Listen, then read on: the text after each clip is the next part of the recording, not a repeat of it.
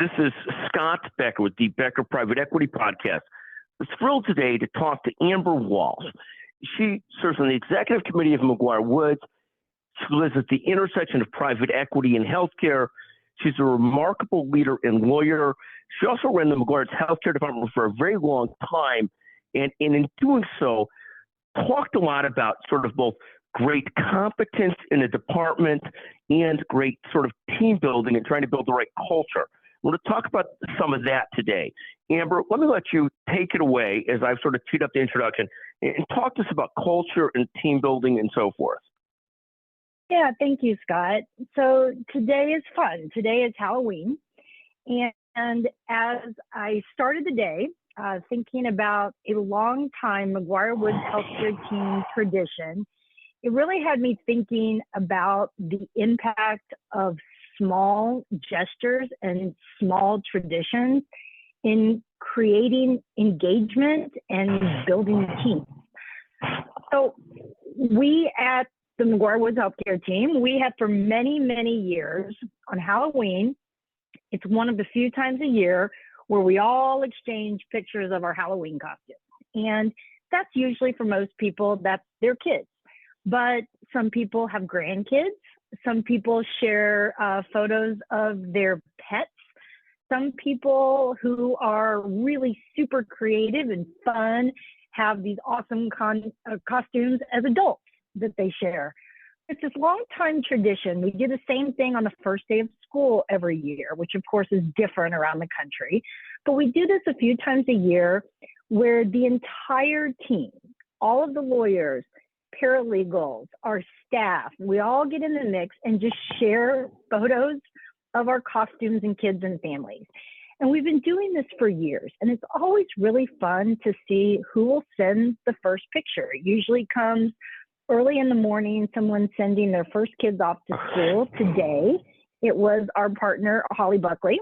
She sent a picture of her two adorable daughters going off to school as a mermaid and a fairy princess. And the pictures are starting to roll in. And I love this very small tradition because it developed organically. We've been doing it for years. Everyone participates. It gives us an opportunity to see how these kids, these grandkids, have changed in the couple of months since we last exchanged pictures or last saw these kids in person. Everybody looks forward to it, and it's fun. It's just a small respite during the day. And these things are really important. They may seem small, but it really gives us a chance to be more connected with each other. Our team, like a lot of teams in large law firms or other companies, we are spread around the country. We literally have people ranging from the East Coast in New York all the way through the Midwest into LA. But this gives us a chance to just connect with each other in a really, really easy and genuine way. And there's a whole bunch of statistics and employee data about what small traditions like this can do in team building and engagement.